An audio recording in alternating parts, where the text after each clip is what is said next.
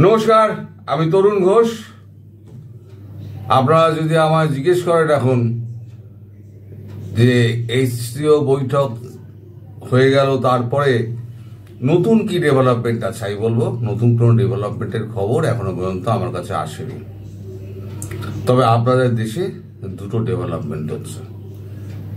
এক হচ্ছে সেনাপ্রধান ওয়াকারুজ্জামান যে কোনো সময় তার তক্তা পালট হতে পারে, নিশ্চিত।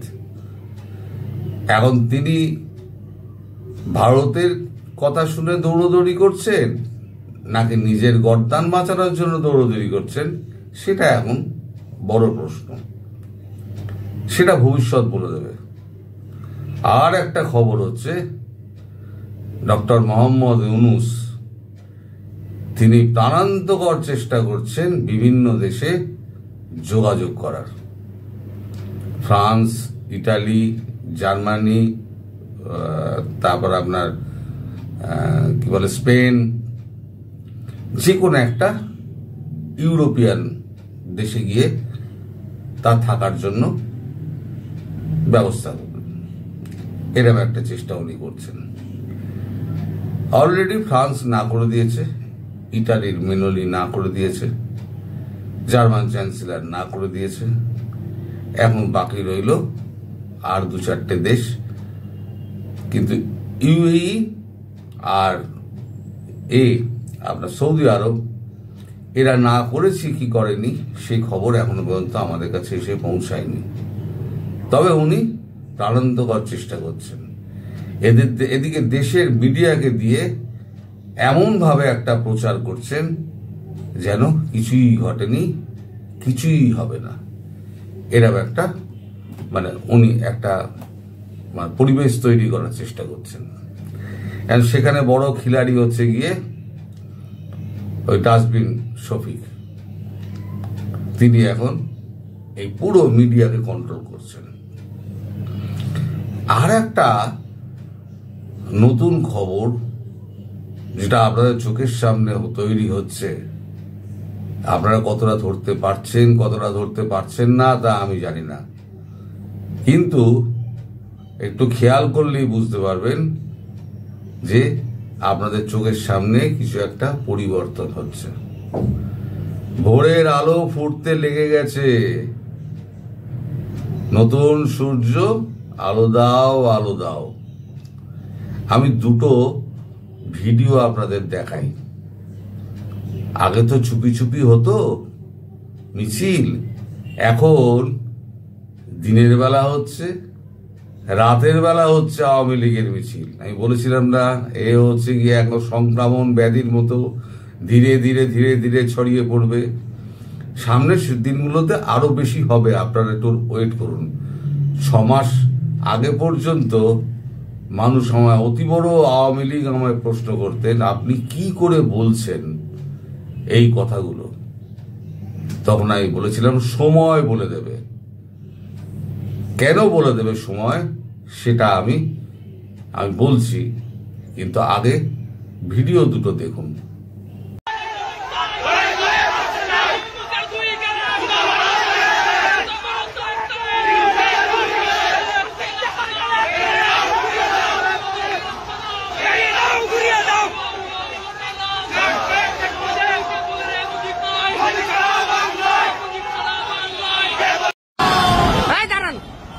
মকুল আস্তে আস্তে দাঁড়ান দাঁড়ান।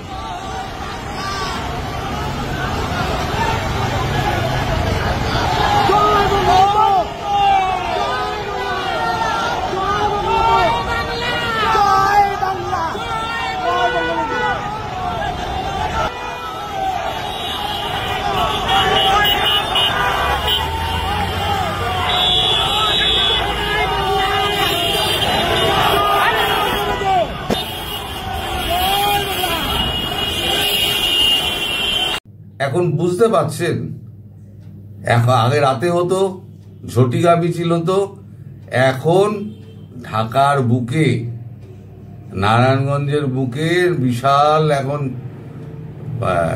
মিছিল হচ্ছে।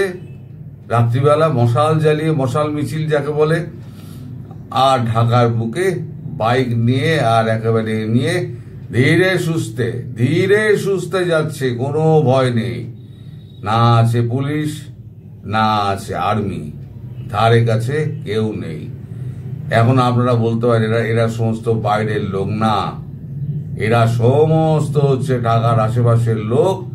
এসে তারা আস্তে আস্তে জড়ো হচ্ছে এবং দেখবেন এই খুঁজলে দু একটা আওয়ামী লীগ করে না সাধারণ মানুষ তাদের ওই মিছিলের মধ্যেও রয়েছেন। এখন আমি এই কারণে বলতাম, সময়ের জন্য অপেক্ষা করুন, সময় সবকিছু বলে দেবে। কারণ কি জানেন? কারণ হচ্ছে ভারতবর্ষ কোনোদিনও মুক্তিযুদ্ধের সপক্ষে শক্তি ছাড়া আর অন্য কাউকে এই বাংলাদেশে টিকতে দেবে না। আর এখন যা পরিস্থিতি হয়েছে তাতে মোহাম্মদ ইউনূস বুঝে গিয়েছে যে কূটনৈতিকভাবে আমার ওপরে যে প্রেশার আসবে তা আমি রাখতে পারবো না। তার উপদেষ্টা যারা আছেন তারা মোটামুটি মনস্থির করে নিয়েছেন যে তারা আর কিছু বলবেন না। তারা নিয়মিত অফিসে কয়েকজন আসছেন, আবার অনিয়মিত অফিসে আসছেন। তাহলে তারা কিন্তু খুব খুব মানে ভয়ে আছেন, যে কোনো দিন যে কোনো সময় যা কিছু ঘটে যেতে পারে। তবে সেনাপ্রধান যে রক্ষা পাবেন না ভারতের কথা না শুনলে, সেটা একেবারে আমি আগেও বলেছিলাম দেয়াল লিখন হয়ে গিয়েছে, এখনো আমি বলছি সেটা দেয়াল লিখন হয়ে গিয়েছে। ওয়াকারুজ্জামান মানে পাকাল মাছের মতো, একে ধরা খুব মুশকিল। আর আমি বলেছিলাম ওর মস্তিষ্কে কি চলছে সেটা ধরা কিন্তু খুব মুশকিল। একবার ও প্রধান বিচারপতির গায়ে যাচ্ছে, একবার এর দরজায় যাচ্ছে, একবার ওর দরজায় যাচ্ছে, একবার ইউনূসের সঙ্গে বৈঠক করছে। কিন্তু সেনাবাহিনীর মধ্যে ক্যান্টনমেন্টগুলোতে সব তো জামাত শিবির নেই। আওয়ামী লীগ পন্থী যারা আছে, আওয়ামী লীগ পন্থী সেই সমস্ত সেনাবাহিনীর সদস্যরা তারা বলছে যে অনেক হয়েছে স্যার, আর না, আর আমরা এটা সহ্য করব না। এই যে ঠ্যাঙালো না বিপিনুরকে, খুব দুঃখজনক, কোনোভাবে ঠ্যাঙানো উচিত না, কিন্তু ওই যে ঠ্যাঙালো তারা হচ্ছে গিয়ে সব মুক্তিযুদ্ধের সপক্ষের লোক। তারাই মেরেছে, তারাই বেরিয়েছিল, তারাই মেরেছে। যে ভারত কি করছে, ভারত তো সবে ফিরলো গতকালকে, সবাই গতকালকে ফিরেছেন, ফিরে সবাই একটু রেস্ট নেবেন। আগামী কাল পরশুর মধ্যে ধীরে ধীরে ধীরে ধীরে খবরগুলো প্রকাশ পাবে যে আলটিমেটলি কি দাঁড়াচ্ছে। কিন্তু এটা আপনারা জেনে রাখুন, আপনাদের মহামান্য মহা উপদেষ্টা তিনি বাইরে যাই দেখান না কেন, তিনি এখন বিভিন্ন রাষ্ট্রপ্রধানদের সঙ্গে যোগাযোগ করছেন, রাষ্ট্রের সঙ্গে যোগাযোগ করছেন এবং ভারতকে এত সেফ এক্সিট চেয়েই রেখে দিয়েছেন। এখন আবার গতকালকে যে শর্তগুলোর কথা বলেছিলাম তার মধ্যে চিন্ময় প্রভুর একটা জামিনের ব্যাপার আছে। চিন্ময় প্রভুর জামিনের ব্যাপারটা অনেকটা এগিয়েছে এবং রাষ্ট্রের কাছে জানতে চেয়েছে কোর্ট কেন তাকে জামিন দেওয়া হবে না। এবার রাষ্ট্র উত্তর দিক, উত্তরে যদি গোলমাল হয় তাহলে পরে তো কপালে দুঃখ আছে, আর উত্তর যদি ঠিকঠাক হয় তাহলে চিন্ময় প্রভুর জামিনটা হয়ে যাবে। আশা করা যাচ্ছে চিন্ময় প্রভুর জামিন এবার হয়ে যাবে, আর যদি না হয় ভারত তার ব্যবস্থা নেবে।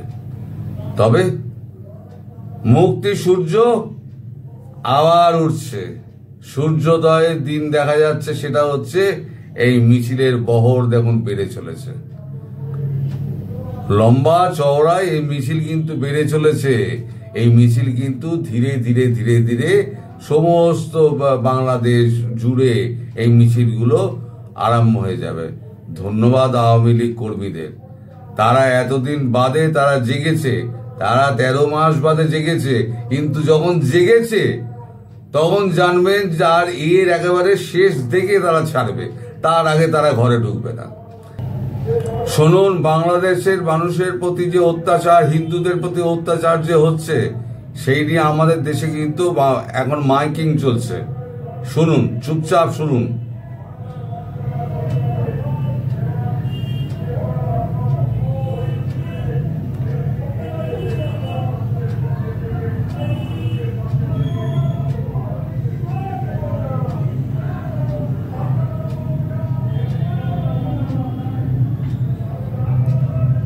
পুরো বাংলার বাঙালিরা পুরো রাস্তায় নেমে গেছে। বাংলাদেশের হিন্দুদের হাল যা হয়েছে আর বসে দেখা যাচ্ছে না।